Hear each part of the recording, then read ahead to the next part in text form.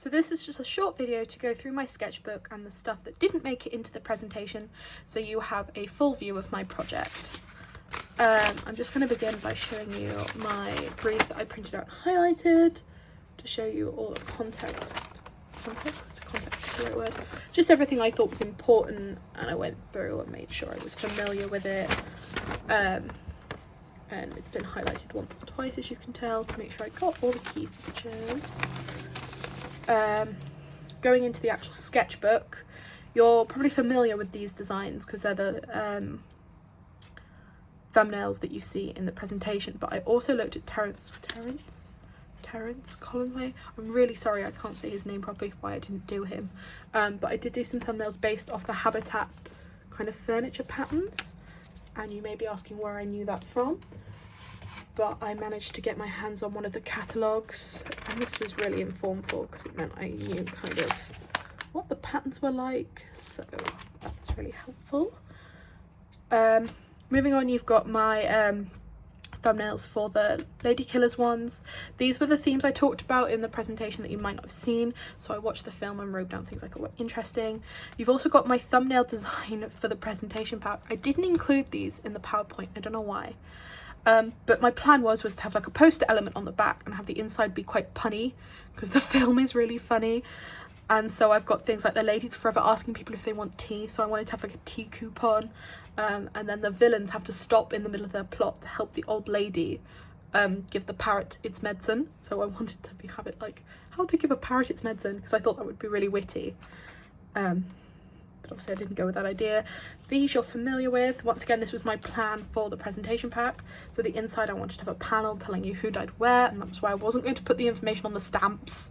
So I had a plan, but yeah, I did relent to the client.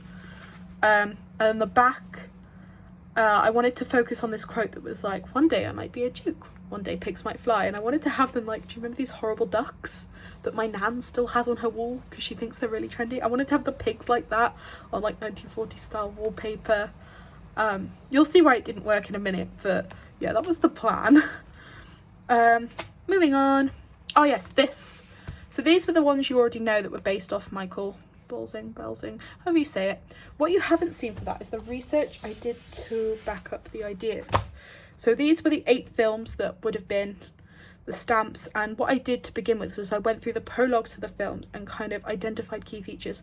So for Hues and Cries, here you've got, it was based on a comic book. It was like a comic book within a film within a comic book. It was odd. It was called The Blood and the Thunder Boys, was the comic book that they were all reading that the film then turned into, and that they were all choir boys, and the fact that they got into fights, they had black eyes at the end, and then this was the number plate of the villains.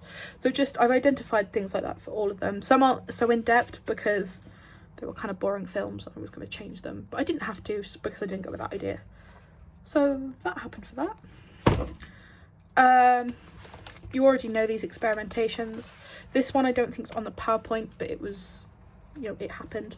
That's where the colour palette was based off. This was just a 1940s colour palette I found on the internet. Moving onwards, you've got my letterpress experimentations, and then this was kind of my typography research.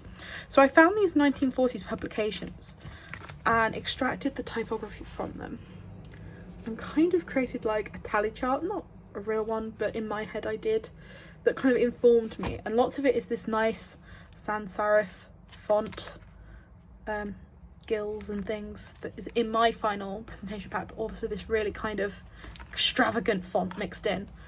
So that was my kind of typography research.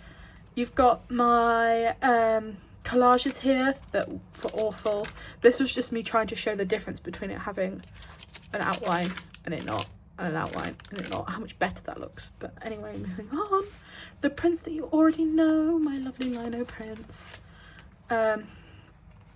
Moving on, you've got kind of this, it's not a mood board, but it is a mood board of kind of posters that I was thinking as a thing, and these were kind of things I identified that they got bold font and that they were face-based, and my stamps were portrait-based, and you know, links, and that this one I did a bit more research into, and it was screen printed the background and then this is kind of overlaid on the top. I'm not sure how they did that, but that was a thing that happened.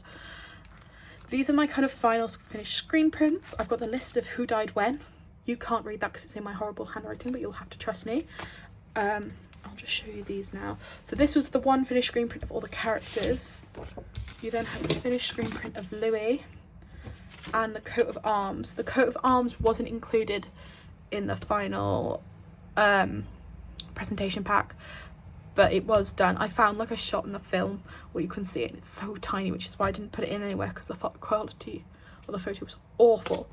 But you know, research was done. So moving on, you've got more of the prints, and then my flying pigs that I mentioned before.